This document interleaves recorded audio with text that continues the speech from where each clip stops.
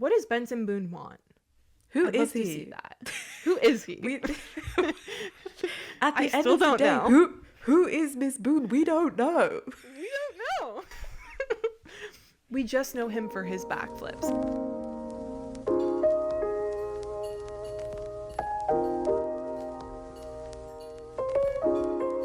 Hi, and welcome back to the Bias Cut podcast. Before we dive into our topic today, we wanted to talk about what went down last night at the Super Bowl. Specifically, obviously, who cares about, we don't care about the sport, we're just here for Bad Bunny. But anyway, yeah, Benito at the halftime show.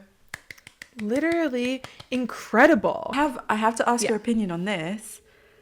Bad Bunny was wearing custom Zara. I thought it was Jacques, what was it? Jacques Mousse? or whatever. Jacques Mousse? No. Dang, it was custom Zara? It was custom Zara. As reported by Up Next Designer, and I do trust him with this stuff. He's usually pretty good. Yeah. But dang. Yeah. That So I don't know how I feel about that. Actually just sucks. That sucks. Because but also, I are these like bigger brands, like are these designer brands any better? I don't know. Like That's ethics wise, I don't. That's a good point. It does, now that you say that, it does look like Jacques Mousse. Like I wouldn't be surprised if it was, but I was surprised at the Zara because it looked decent. It didn't look bad. It did, yeah. Yeah. And then Lady Gaga was wearing Loire. Oh, okay. Is that how you say his name? Don't know. But I love the dress, so. the blue one. It was so good. And like the little like brooch. There were a couple people wearing those like big brooches. I loved them. They're so pretty. And I liked the all white. Yeah. Like as a aesthetic. I think. And I like the like football jersey like cropped over like a tie and like button up shirt. I thought that was like super cool. I mean, the look was I did really like. I liked it. I thought it was like, I liked it. And it makes sense because he like moved around so much. Like he was jumping around and like climbing up on things. So he would need something that's like comfortable and you know, you can move I was into it. Do you believe this whole thing that he was wearing a bulletproof vest underneath it? People were saying... I don't think so. I don't think so either, because people were saying in the Grammys as well, he was apparently wearing something. And I was like, I don't think so, just because I think people were, before his, like before the Super Bowl, like weeks before the Super Bowl, and anyone kind of like knew anything about what he was going to be wearing for his performance, there was this like AI generated image of him wearing, like people were like, this is what he's going to wear to the Super Bowl. And it was like a dress, like a ball gown with like, like and then like spray painted ice out on it. Okay. And it was just like people like trolling and like, trying, like it was like just rage bait essentially. I wonder how much of that is like people continuing to just like troll, given like what's happening currently in the US. Like people want that to be like a big talking moment because you know, ICE is like wreaking havoc on the US right now, and like his performance was like very clearly like was sending a very clear message. And I think that you know, him like wearing a bulletproof vest, that feels kind of like rage baity. I think so too. I mean, he could potentially have been, and like maybe I would respect that, but like maybe they all do. Yeah, that does exactly the halftime show. I wouldn't be surprised by that, but yeah, to me it read more as like, well, it's for a football show, so clearly the outfit's gonna be like based on that silhouette, right? Yeah, that's what I thought. And then with the Grammy look, it's like it's Schiaparelli. Of course, it's gonna be kind of funky. It out. Bulletproof vests, they're like chunky. Like you would like know if it was underneath clothing in like a big way, because they like pop out a bunch. Like he would look very strange, I think, if he was actually wearing a bulletproof. I mean, I don't know. I guess there might be new technology in the field of bulletproof vests that make them slimmer and more sleek. The one thing I was going to say is the fact that he included like a 0.1 second shot of two guys grinding on each other at a football show. God. Yes. No. We're going to do a standing ovation for Bad Bunny real quick. Yeah. Because that was so unnecessary, but also so necessary. Like, it was so necessary. Also, so like, happy to grinding up against each other on a truck, specifically in a field, like, yes. All you could do is clap, really. And I feel like that's a good segue onto your topic today. Yes, very good segue. We're going to be kind of connecting a lot of threads that may not make sense. Today, we will be connecting the dots between the Great Masculine Renunciation, Freddie Mercury's influence on rock and roll in the 70s, and the new TikTok star turned pop musician Benson Boone, or Miss Boone as we like to call him here on our podcast. While this may sound like an odd assortment of people, places, and things, the through line that I'm hoping to explore is femininity and menswear in the UK and the US, respectively. When we look back on menswear within these contexts, we tend to see a back and forth between feminine menswear and bland or hypermasculine menswear. There's kind of like throughout the decades, we see this like back and forth. Men either take great care in how they dress or believe it to be too feminine. This will be an incredibly broad generalization of menswear, just as an aside before we get in, and definitely is very focused in the UK and US. So what we say isn't kind of considering the like subcultures that exist, different cultures and communities and countries, and where masculinity takes on a completely different meaning. So we're kind of really focusing on straight mainstream society within the UK and US, and how pop culture influences their presentation of gender. Because I think that's important, because like masculinity looks different wherever you go. Absolutely. So to start things off, what even is the Great Masculine Renunciation? Dress historians love to find patterns in clothing throughout history. It's the business we're in, making meaning out of what we see in trends. While this can be fun, it can also create controversy in the industry. The Great Masculine Renunciation is one of those things. It has caused academics to argue back and forth about what it is and if it really happened. So let's dive into the Great Masculine Renunciation. Let's go. Ooh. What's the controversy? Ooh. It's really stupid. Ain't that just the way?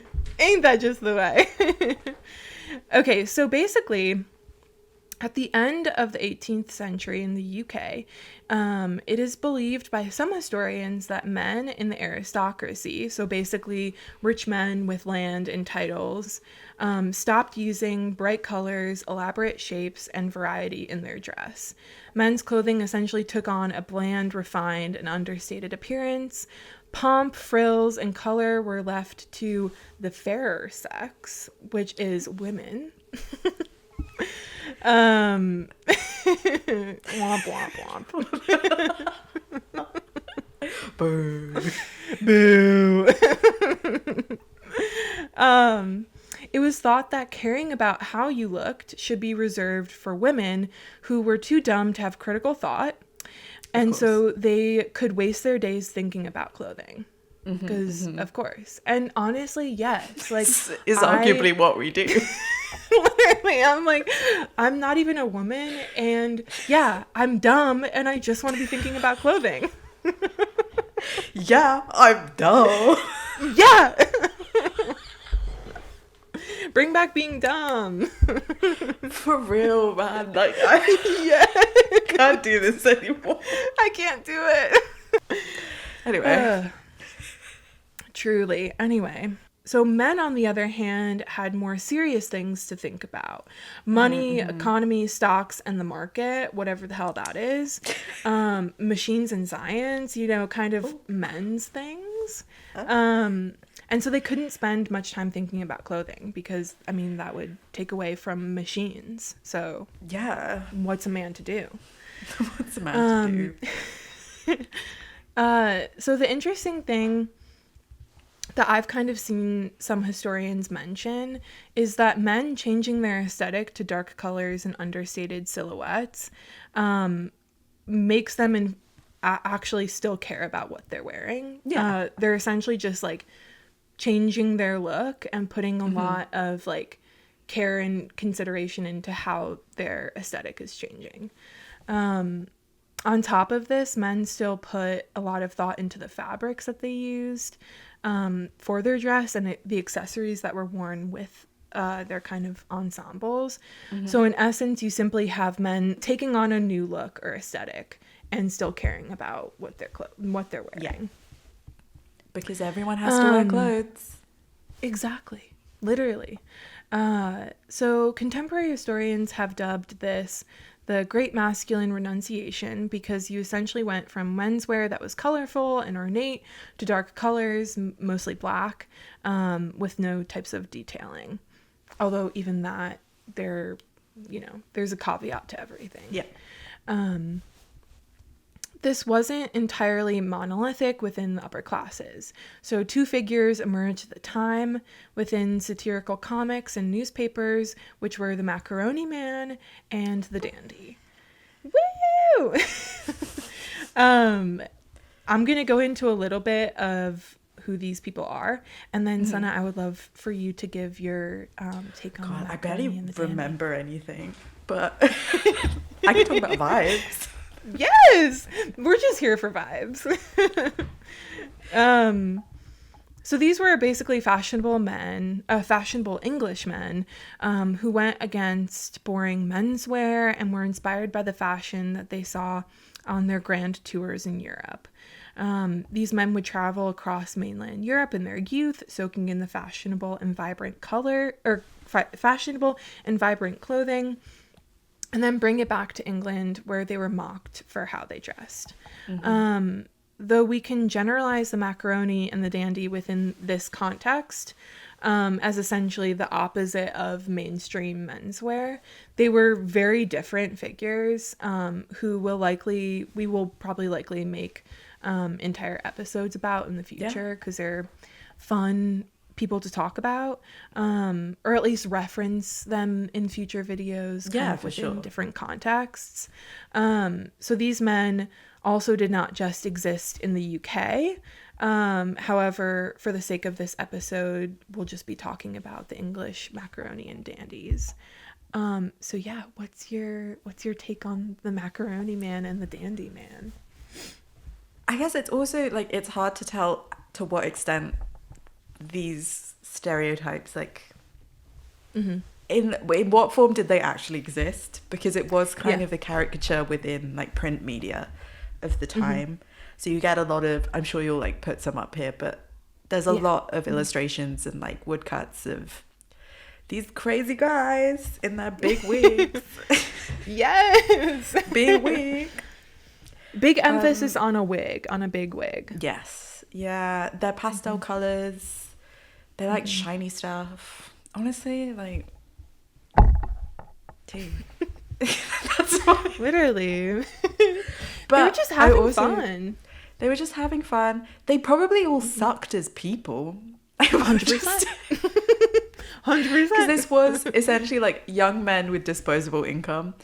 Yeah. And like who, the type of people that, so like going on a grand tour was kind of your like rite of passage, your coming of age journey for that class of men, because again it's just men doing this. Women weren't really, they might accompany someone on a grand tour, but they weren't doing it in the same way. It was kind of this like big journey of self-discovery and rah rah rah rah. and self-indulgence, basically. Yeah, literally. So them coming back, a lot of the reason they were mocked was also because of the rivalry between England and France, and this idea of like the continent versus the island of England. So there were lots of like political layers to it. All we know is some guys were still wearing fun stuff, and for whatever reason had fun doing it. So they're always out there. Exactly. They've always been out there. There's always going to be like some type of like opposition to like what the like standard way of like dressing is, or like what's like socially acceptable. And I know a lot of people try to like make meaning out of like the macaroni specifically, with like the macaroni being like gay men in society. Right. And I know that that is something that like a lot of historians have been like, no, you can't really say that. It's kind of impossible to... It's kind of impossible to do that. With the dandy, I know that like the dandy eventually gets associated with like queerness, but like that's because of like Oscar Wilde and like and also like queer men being like, we are gonna be dandies, like more outright. But even then, like, you know, when you look back onto dandies specifically, you can't really, it's similar to the macaroni, you can't really associate it with queerness. And I think what we'll get into after you've finished explaining all of these little fun things is that it's all of this still comes down to the fact that you cannot base a judgment on someone's sexuality and gender on the way that they dress. Like that, nothing's going to change that. Nothing's going to, you know, suddenly make it so that like you can immediately tell based on something that someone's wearing. It's never going to be like that. It's never been like that in the past. So that's just another caveat just to say. The macaroni and the dandy existed in opposition to the standardization of menswear at the end of the 18th century. Though dress historians argue about the reality of there being a great masculine renunciation, what remains true is that people were thinking about gender and how it's expressed through clothing. So being feminine, caring about what you wore, colors, frills, accessories, were all not socially acceptable for men. Macaronis and dandies were the butt of the joke and possibly considered to be too feminine. And so people are really starting to categorize certain elements of dress to men and women, and dress and gender is being policed in kind of like a new way. So again, to kind of have a little discussion before we get into, before we fast forward through time and space into the 70s. Zooming through a couple centuries. So, but yeah, before we get too far, Sana, I'm sure that you have kind of your own thoughts and opinions about this period of dress history, so I'd love to hear them. Do you think the Great Masculine Renunciation is fact or fiction? I think you summed it up really well at the beginning. Like when you started this, you said that like these cycles have always happened. Like there's maybe this was kind of the first notable one that we have evidence of, but there have continued to be this back and forth swinging of the pendulum of what is acceptable within the kind of mainstream masculine presentation. And we're probably, it's interesting to see how that has changed in like our current century and I'd say the latter half of the 20th century. But I think it exists beyond just that one period. It's like it's more of a general pattern across all of history. Wow. And it really is. I think it just shows how like all of these are these kind of rules that we have around clothing are essentially just fake, even when you go to like people who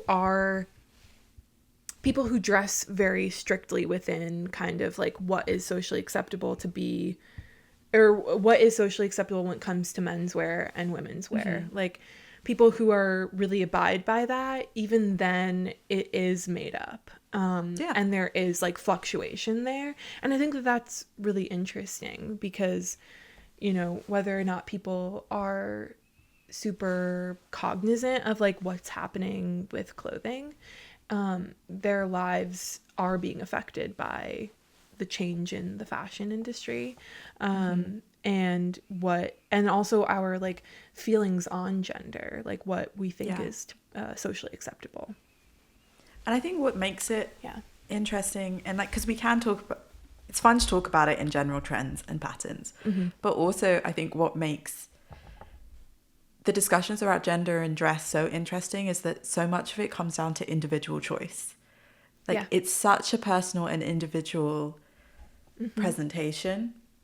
And there are, you know, group dynamics and larger social dynamics, but it does ultimately come down to, and I mean, this was your entire dissertation, of an individual's choice to present themselves to the world. And I think unpacking that is so fun and like so fascinating. It's so much fun. Yeah. And then speaking of individuals, let's get into them. Let's get into it. Okay, so literally fast forward. Let's jump through time and space, and let's get to where Freddie Mercury is. Ooh. So Freddie Mercury was a British and Indian singer-songwriter and lead vocalist for the band Queen. He was born in Zanzibar in 1946 and spent a significant amount of his education in British boarding schools before moving to England with his family at the age of 14 more permanently. By the early 70s, Freddie and his bandmates Brian May and Roger Taylor started the band Queen in the early 70s, and the group quickly gained international success as a rock band. Freddie specifically defied conventions of a rock frontman at the time with his theatrical style, which heavily influenced the artistic direction of the group as a whole. Freddie wore bedazzled one pieces, bold patterns and colors, theater costume like ensembles, and most notably had a gorgeous mustache, which appeared in 1980 at the height of the band's success. I did track that down, actually. No, literally. Which appeared. I actually went through like pictures like throughout the 70s, and it literally starts in 1980. Bam. I was very curious. I was like, because he like had for a very long time had the no stash look. I can't imagine him without. Right?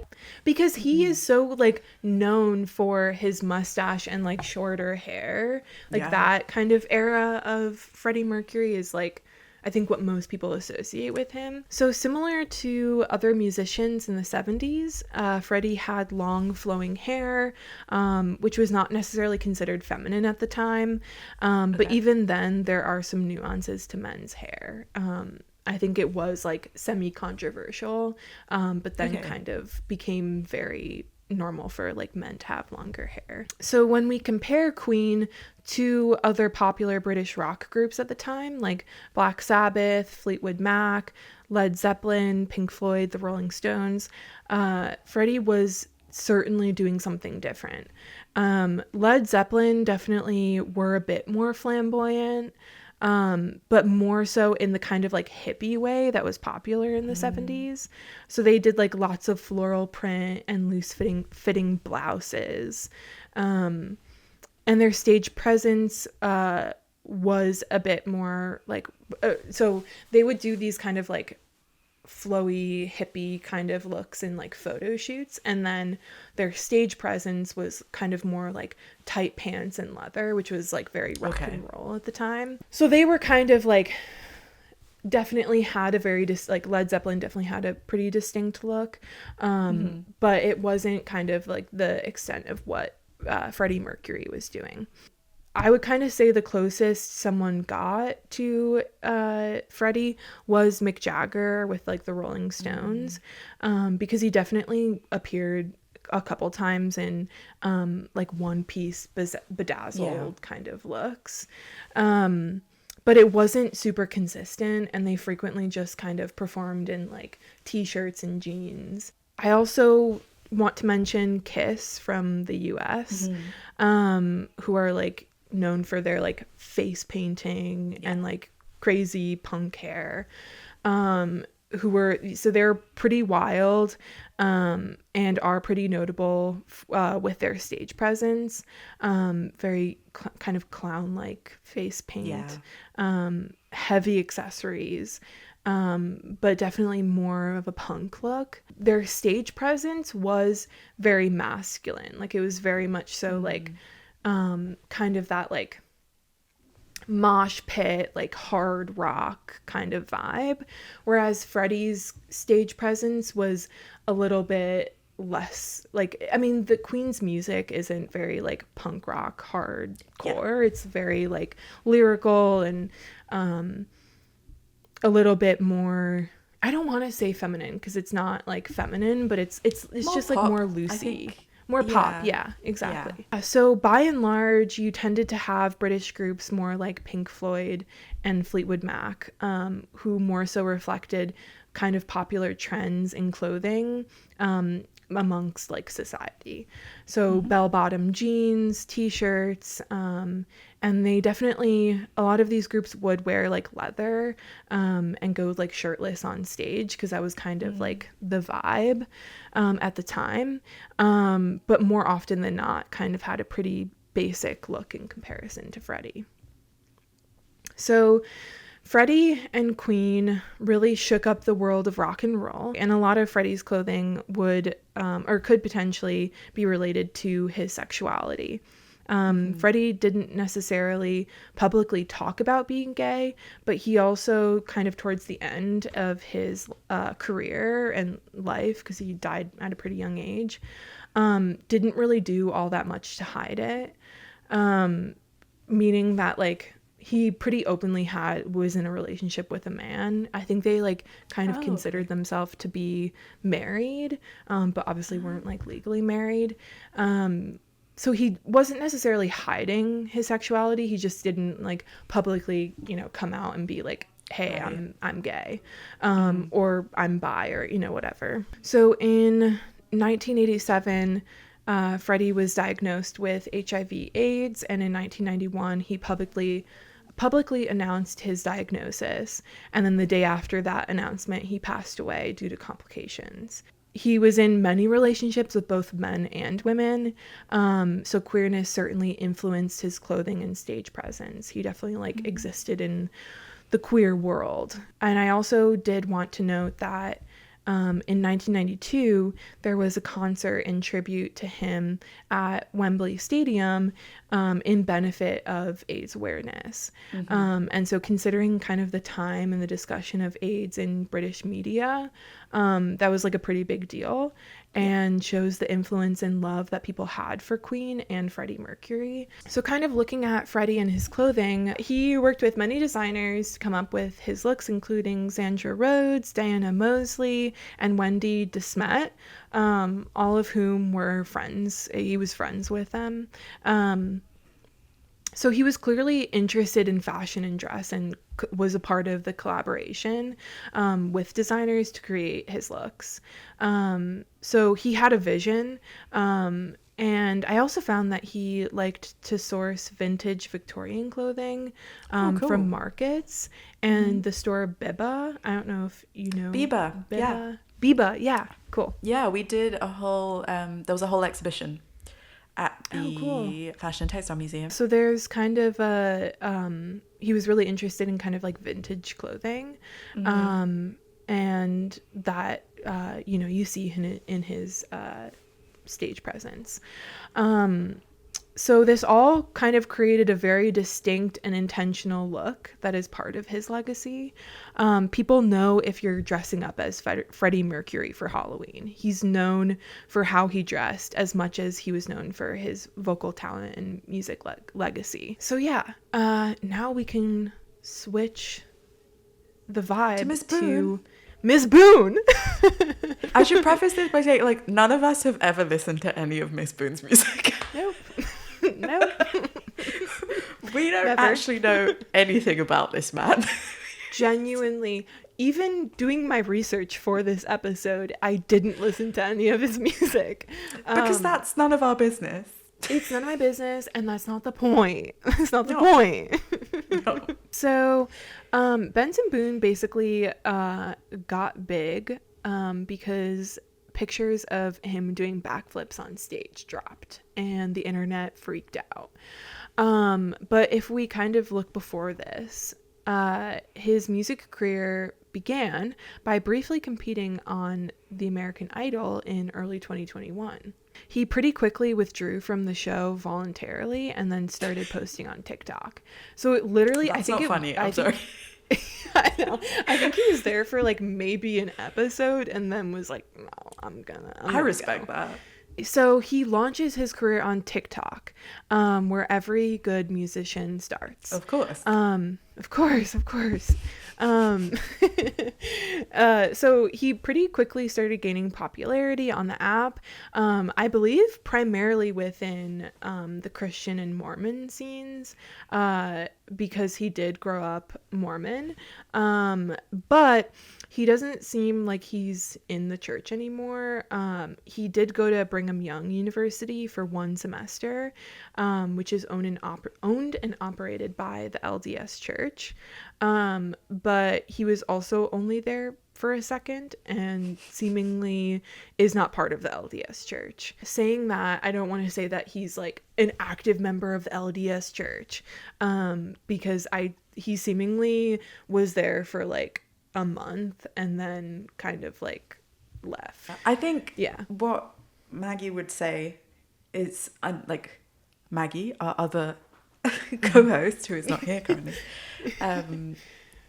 would say that is like there's the culture side and there's the religion side. So even if you're not actively practicing, you're still like, it's still the community you grew up in, and like exactly, it's like any religion. I would say it's like any other 100% organized religion, like Hinduism. I'm not religious at all, but there's still like a lot of cultural things that I will still engage with. I assume it's similar. I don't know. I really think so. I mean, a lot of universities or like colleges in the States like will be like Christian universities, but if you go there, it doesn't necessarily mean that you are Christian, like, right, or that you like are an active member of the church. Like, I think oftentimes people go there because they have friends who go there, and or like everyone from their high school goes there, or whatever, and like that's the reason why you go to the school. So I don't think that like I definitely agree there's like a cultural side and the religious side, and it doesn't necessarily... what it means is that he probably grew up in quite a conservative environment, ultimately. Like I just wanted to put that as kind of like an aside, because I don't want to speculate about him and be like, again, we know nothing about Miss Boone. I know nothing about him. He starts getting popular and begins releasing music on TikTok, and then gets picked up by Night Street Records, which is owned by the lead singer of Imagine Dragons. People really just kind of started making fun of him and turning him into a meme because he does backflips on stage. Not one, but many. He kind of just like flips and flips and flips and flips. Which is a wild stage presence to have. I think a lot of people online, kind of when he did blow up, don't necessarily love his music and sort of feel like it's AI generated and a little bit lifeless, I think. And that might be... Ice cream. Yeah. felt like a soft breeze was coming into the room. Moonbeam ice cream. We're sorry, Miss Boone. We're sorry. We're sorry, Miss Boone. He definitely has like a loyal fan base who love him. I think just like by and large his like reception online has been more kind of like meme than like serious performer. The connection between these performers, Benson Boone and Freddie Mercury, is that Benson has essentially copied Freddie's stage fashion. So there are times when it's a very direct reference, like his Coachella look, which I found out that him and his stylist were calling it Boonchella, which is really incredible for me personally. It's gonna forever be Boonchella now. Why is his name so fun to say stupid things with? Like, I say you bend really some, you boon some all the time. You bend some, you boon some. Well, that's like, I don't know, there is like something like beautiful about a meme where it's like they may like we may be joking around about it, but one way or another they're getting talking into about our heads. We're talking about him. Yeah. You bend so some, you Boonchella happened. You bend some, you boon some at Boonchella. His outfit for Boonchella was an exact reference to one of Freddie's looks. It's the outfit where it kind of looks almost like is it the like but it's military military like nutcracker, almost kind of like marching band nutcracker look. That's something that Queen wore back in the day. It was like red. And then like, or the little like tassels were red. Yes. And then the background was white. And so Benson Boone for Boonchella did it in like a baby blue, because he's a boy.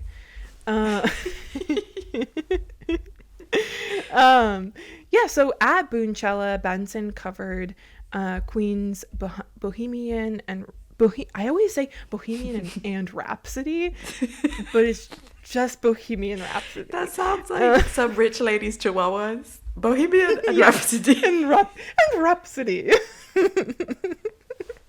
But it is just Bohemian Rhapsody. So he covered this with Freddie's former bandmate, Brian May. And this is one of the most overt references that Benson has made to Freddie to date. Which is definitely, it seemed like a pretty fun moment, kind of like all things considered, like, you know, whatever, cool. So notably, Benson's costumes for the show were designed by his stylist Monty Jackson, who worked with Dolce & Gabbana on the look. Yeah. Monty Jackson, yeah, exactly. Monty Jackson, just kind of to go on a little bit of a tangent, Monty's styling seems to be very much so like putting man in tux, putting man in suit. It's very like straightforward. So he seems to be very interested in like Benson Boone as a client because it's very different from like what he does. So Benson is like all over his Instagram, which is cool. Like he seems to be like very like clearly the work. Yeah, exactly. We actually see Benson and Monty using Dolce & Gabbana a lot for his stage looks, specifically the ones where he is copying Freddie Mercury. Interesting. And I mentioned that because last week we discussed Dolce & Gabbana is not a super fabuloso designer to work with. They very suck. Controversial. They suck. Those two old men. Boo.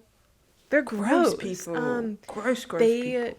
Made Lauren Sanchez's wedding dress for the Jeff Bezos wedding. Yep.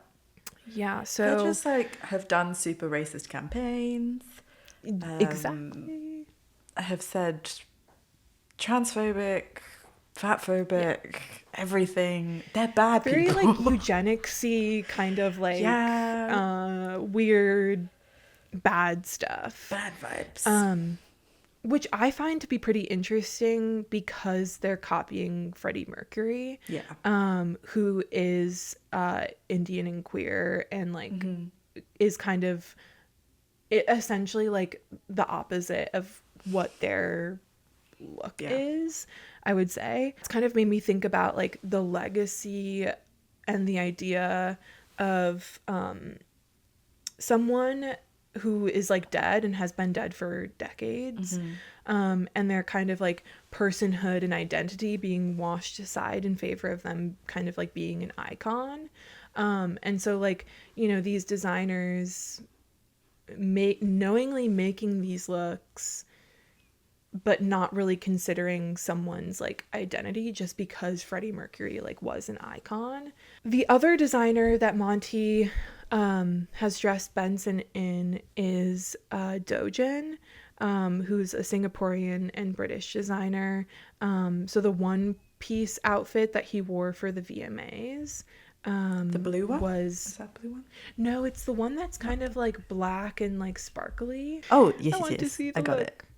Yeah, I think it's a really cool look. So those are kind of like his stage looks, off of or kind of away from his stage presence. When he goes to like award shows, he definitely wears Dolce & Gabbana from time to time, but then also wears Dojen and a few other designers. Like I know for the most recent Grammys, he was wearing someone different. I can't remember who it was. Actually, I think it was Schiaparelli. Whenever I say Schiaparelli in my head, I say Schia. Schia. Schia. Schia. Just 10 minutes of us doing that. Literally. He definitely isn't just wearing Dolce & Gabbana. But I do think it's interesting that for many of his stage looks where he is like directly referencing Freddie Mercury, he is wearing Dolce & Gabbana more often than not. And I will say, someone can fact check me on this, but I tend to notice that Dolce is one of the first brands that will dress like an up-and-coming artist. They tend to be the first to be like, you might need to fact check me on that, but that's what I always really think is that they tend to be, I think, more willing to dress people who aren't necessarily like A-listers yet. So you see a lot of the times like smaller artists or like younger actors wearing them. That's a really good point, because it could just be like that's what his stylist has access to. Like that's the only designer who's like, you know, wanting to style him. Like that could be the case. That's definitely very interesting. Benson is very clearly copying Freddie Mercury's fashion, and it seems to be very intentional, if not direct, references from time to time. But what I found interesting is that Benson mentioned in an article that he doesn't want people to directly relate him to Freddie, that he's doing his own distinct thing that is separate from Queen. There are certainly moments when Benson doesn't dress like Freddie on stage. He definitely has a lot of moments where he's in his white t-shirt, jeans, and like a little like leather jacket.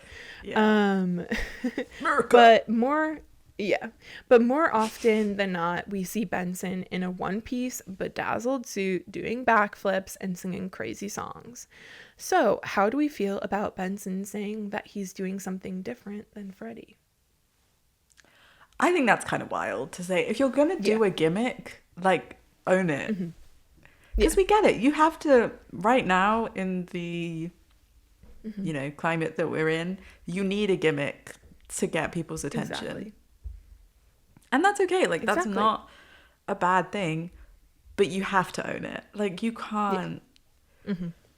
I mean, I'm just thinking of kind of female artists and how they're doing it, because you've got like Sabrina Carpenter, who has developed a really distinct aesthetic that, I mean, she's not, I don't think, copying anyone directly, but you could make comparisons with Dolly, I think, quite easily. Yeah, definitely. She does not shy away from that. She's very much like, I am taking parts of all of these iconic, you know, figures, and I'm using it to find my own style.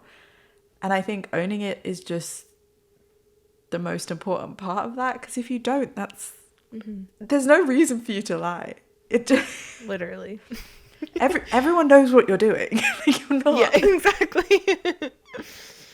Even people who like weren't around for Queen at the time know that it's a reference to Queen, because he's such an iconic performer. Like, he's such an iconic like musician that most people know what he's referencing.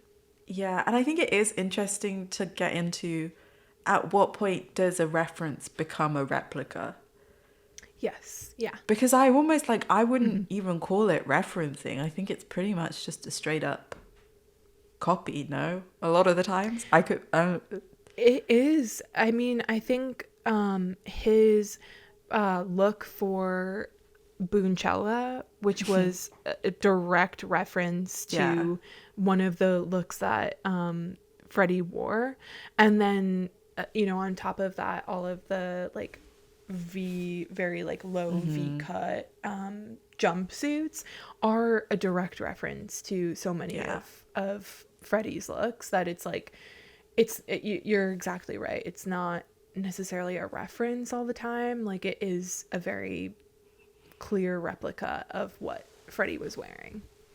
And I think now we are kind of living in the age of referencing, in that a lot of the times, like on red carpets and stuff, you get people referencing previous looks. A lot of the times you get Nepo babies referencing their parents' looks, and like it's a big part of fashion culture now.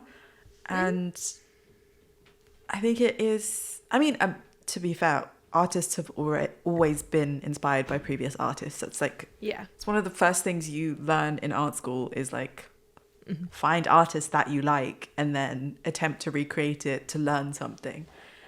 But I think the important part is that that's the first step. That's the way in. If you stop there, that's where the issue comes, I think.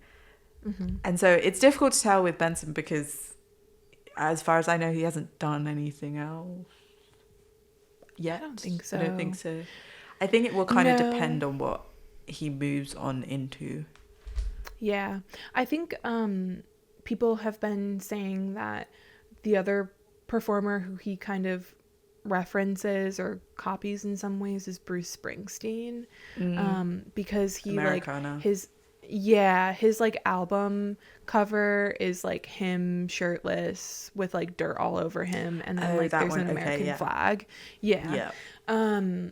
And so I think that is like another reference that he does, but I don't know necessarily, like, I don't, because he like hasn't been performing, at least I know of that all that much recently.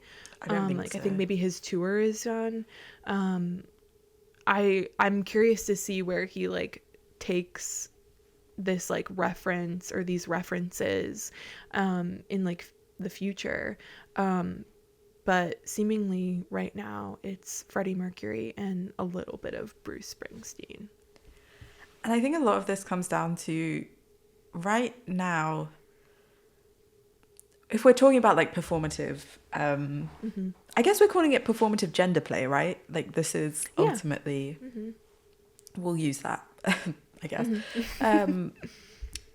It feels performative because it doesn't seem to have any kind of connection to his personal identity, or there seems to kind of be it feels like because it feels like a copy of Freddie Mercury's, we're lacking the kind of personal aspect that would suggest that he is playing with gender, or he is kind of... I always struggle with using words like authentic or sincere because you ultimately can't tell. But the fact that he hasn't really seemed to make any effort to talk about it implies to me that he's wearing these clothes just to imitate Freddie, not to really play with gender or push boundaries in that aspect.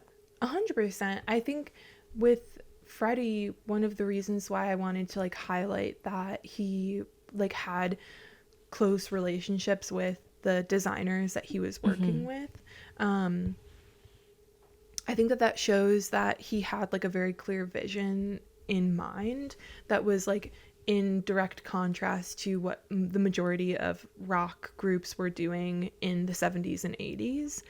And so his kind of like gender bending, flamboyant, theatrical style feels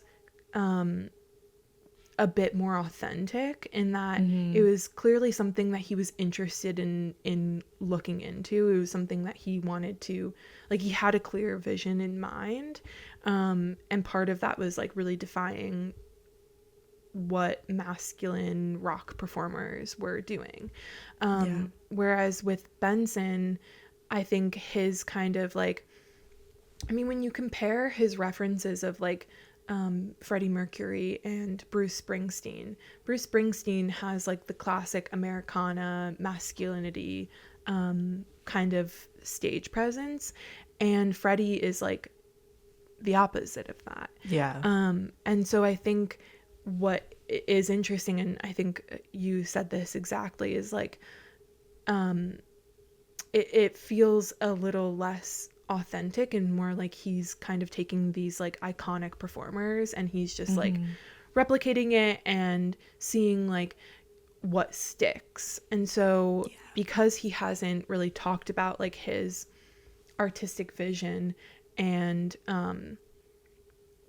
like seemingly hasn't really like showed all that much interest in kind of like gender bending fashion outside of his stage looks, it feels a little more like we in the industry think that this is going to really work for you, so let's do it. Like let's like do something crazy. And this actually really perfectly segues into what I wanted to kind of end the conversation with, although this is probably going to be a pretty long kind of like I wanted to talk about like gender, sexuality, and dress, because I think that is kind of like the through line with like the Great Masculine Renunciation, and Freddie Mercury and Benson Boone. So stepping away from Benson and Freddie, because, you know, we obviously don't really know these people all that much, and so we don't know the exact reasons why they're doing anything that they're doing. But I do want to talk about gender, sexuality, and dress in a kind of like abstract way, because I'm interested in straight and cisgender men currently embracing femininity and how they dress, their interests or hobbies, and generally caring more about how they present themselves to the world. And again, this is like broad generalizations of like straight and cisgender men in the UK and the US. But I think overall it's a net good that men should be wearing, or that we're seeing men wearing purses and skirts more frequently, because they should feel more comfortable in their sexuality and gender.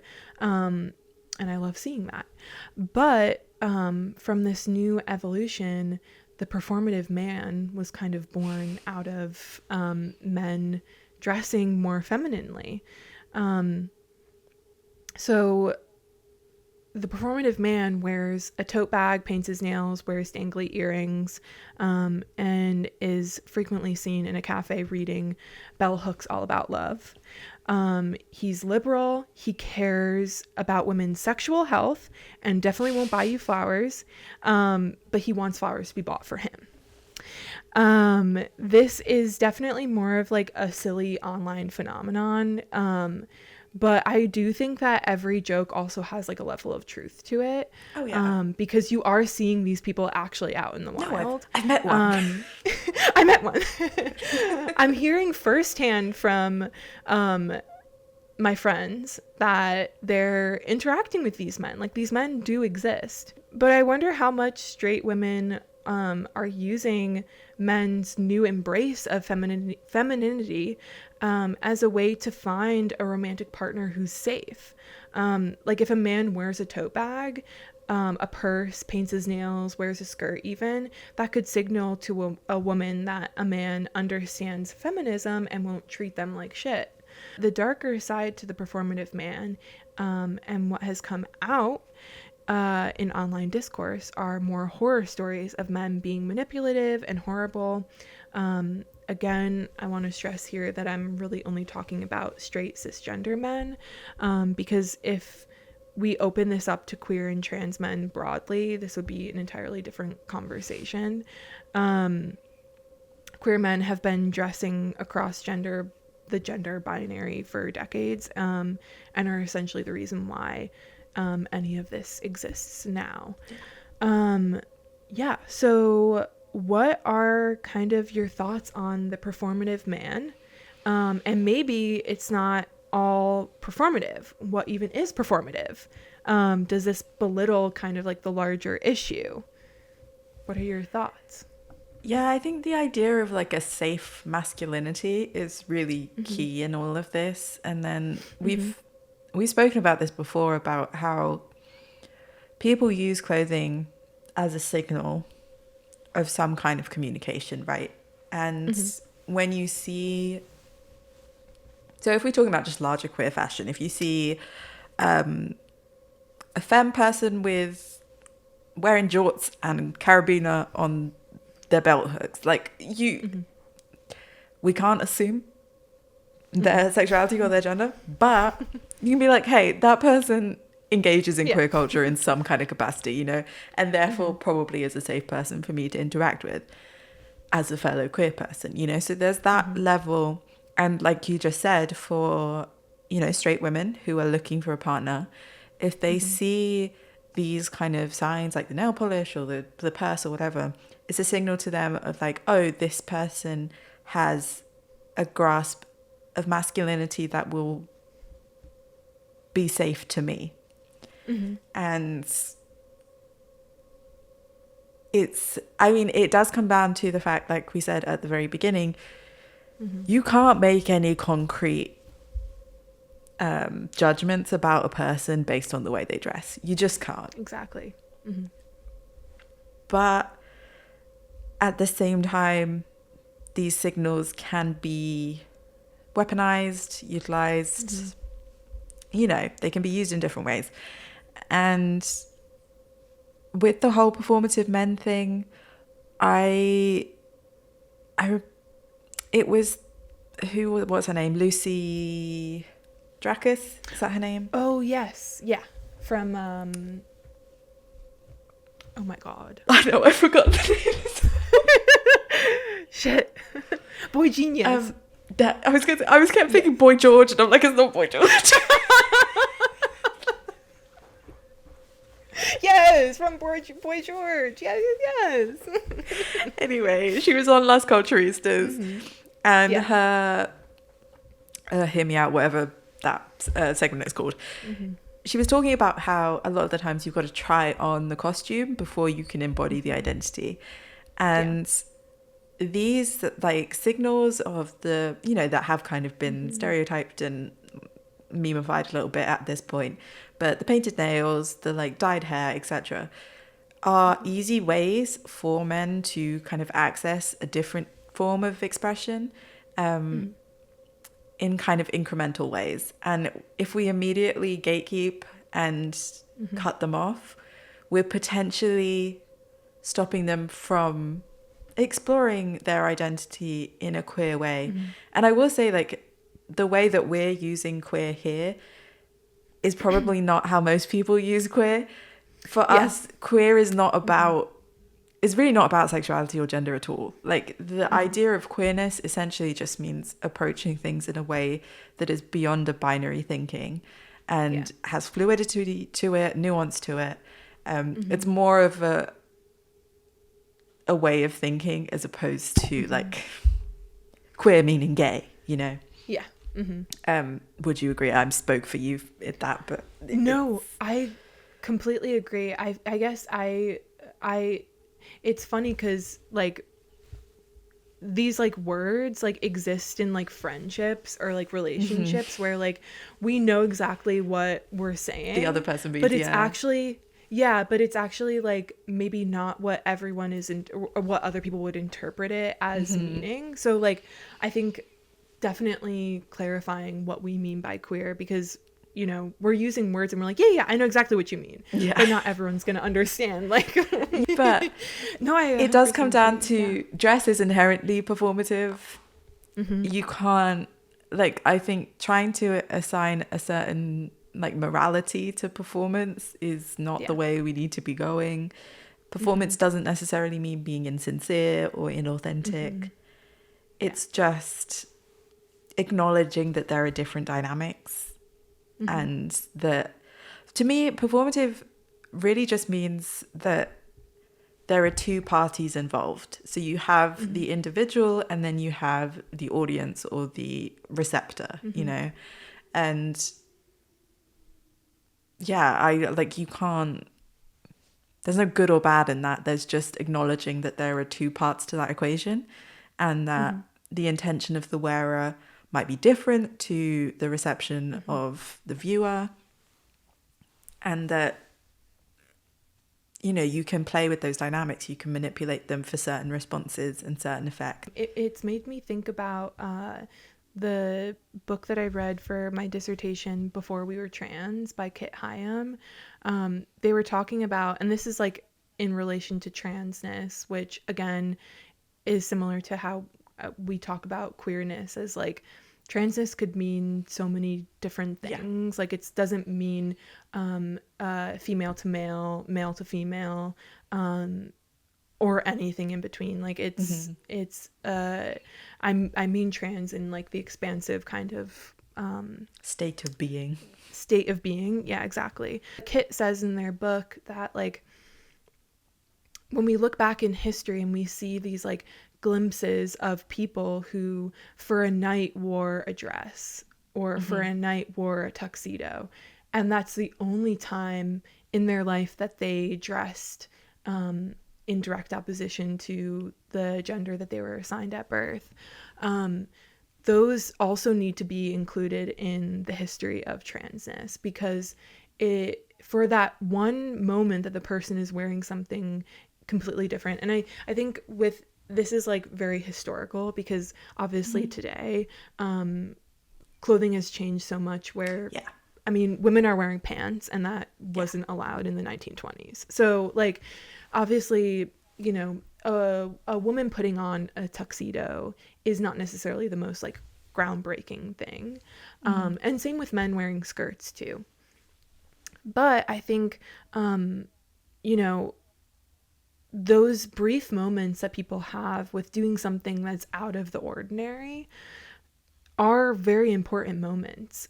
Even if it's just one time that a man paints his nails, that's disrupting the status quo to a certain extent. And whether or not that sticks for the person, it doesn't really matter, but it's an important thing to happen because someone is doing something that could potentially not be okay in their community. And so I think with Benson Boone, what I find interesting, you know, even though, you know, we're talking about him making these direct references and kind of replicating Freddie Mercury's stage presence, what's interesting to me is like he is coming from a Mormon household, which tends to be more conservative. if not is just a conservative upbringing. And he's putting on a sparkly, bedazzled unitard for an evening, for a performance in front of like hundreds of people, hundreds of thousands of people, you know, when you take it online.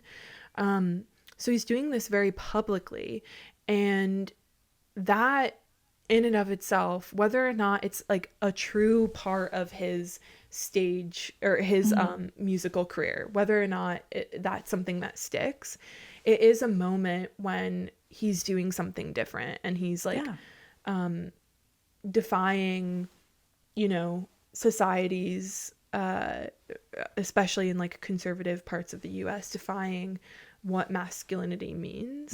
And so I think with the performative man, obviously the performative man, like I said, is kind of a jokey thing, a jokey online thing. But it's like you said with Lucy from Boy Genius. Boy Genius. I was like, fuck. From Boy George. From Boy George. Well, yes. yes. Yeah, it's like what you said. If that's just like the moment when, you know, that person is doing something that's like that it's potentially leads, it's playing, it's playful, and I think it's something that should be encouraged, whether or not it is something that leads to anything or sticks at all. Because like I said at the beginning of all of this, menswear has fluctuated since the dawn of time. Nothing, like, masculinity means nothing. It only means something to the specific moment that we're in, and like the specific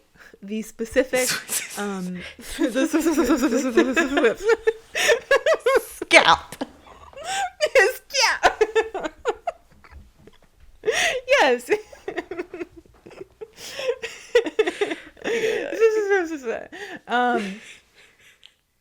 It only means something to the means specific. something to the specific person at that place in time, yes, in like their part of the world, and like their upbringing, and you know, whatever. It's like such a nebulous thing, and it has been played with amongst genders and sexualities, and time and space and all of that. Like, it's not something that has always been, like, men haven't always worn black and not worn any frills and, you know, crazy accessories. Like, it changes every single year, every single decade. And so we're just experiencing this specific moment in time, and what masculinity means right now, and what men are wearing right now.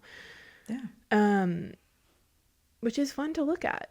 And I think it's interesting seeing, like, it's interesting seeing men, like, potentially straight cisgender men, because we obviously don't know anyone's sexuality and gender, but people who are presenting to society as straight cis men, who are like getting interested in ways of showing their masculinity, or just ways of dress that have historically been more associated with queerness, with transness even. Like, that is cool. And it's super cool. It's fun. Yeah. Because again, when these people who are kind of the ultimate figures of privilege, right? When they start accepting these things, when they start adopting them themselves, it makes it safer for the people who originated these things. Exactly. And that's got to be a good thing, you know? I'm just thinking of Bad Bunny again, because I think what's interesting to him is because he's a Latino man, and he presents in quite a, like, don't want to say, again, the language with this is difficult, because I don't want to say stereotypically masculine way, but I think he upon first glance, you would read him as quite a, he's a big guy. He's got facial hair, he's got strong features. There are certain associations with that, right? On top of that, I mean, there are layers of, I'm sure, Latino masculinity that has its own system that I can't really comment on. But the fact that he wears a backless suit jacket to the Met, or he does his nails, or, he wears fun makeup. Like, I love the way he incorporates it, because it really does feel like play. And I think the fact that he doesn't compromise on having this quite assertive presence, and like he's still engaging in these other performances of masculinity that are more accepted and expected. He does it in tandem, which I think is always really cool to see, because again, there's a lot of the times of when men choose to wear certain items of clothes, it's read as feminine. But for him, I don't know if I'm articulating this right, but there's not an assumption of femininity. It's just a different form of masculinity. Does that make sense? Yeah, like, I think he's just 100%. presenting like a softer form of masculinity. And I think that's really fun and really cool. And he doesn't make like a big deal of it either. It's just, it feels like it's very natural to him to explore these things and to express in these ways. 100%. I think also like he has his fan base, because his fan base is like a lot of men. I think it makes it very interesting or really cool to see him embracing these like softer versions of masculinity, because it's like you said, I think it becomes its own form of masculinity, because so many men do look up to him as like a performer, and so they're like taking that on in their own way, and I think that's super cool. Yeah. We love you, Benito. We love you, Benito. If you want to ever come on to the podcast, we'd be more than happy to have you on. Please. Please. It'd be really cool. It'd be really, really cool. We will be so normal. We actually would. We'd have a great time with it. We really would. I feel like that kind of sums it up. We kind of went full circle. I think you do you, have fun, play with your clothing, but also do things like, authentic to you. I think I'd love to see what Benson Boone what does Benson Boone want? Who is he? Who is he? At the end of the day, who is Miss Boone? We don't know. We don't know. We just know him for his backflips, and that's a beautiful thing. Well, but I'd love to know more. Yeah. Yeah. And that's our message to Miss Boone. Yes. We just want to know you. Not really, honestly. No. We probably won't keep up with what you do. No, not at all. But we're rooting for you. We're rooting for you. This is an idea that we came up with so many months ago, and we thought it would be really funny. It's a crazy kind of fever dream of like things coming together. But we had a clear vision. I think it does. All right. Well, with that, if you like this video, podcast, like the video, and subscribe for more. Subscribe for more. We attempt to come back every week. We're going to do a really good job. We're going to do so good, you guys. We're going to do just so follow. good, guys. just please. Turn the our notifications on. Beep. Beep. All right. We will see you next week. See you next week. Bye-bye. Bye.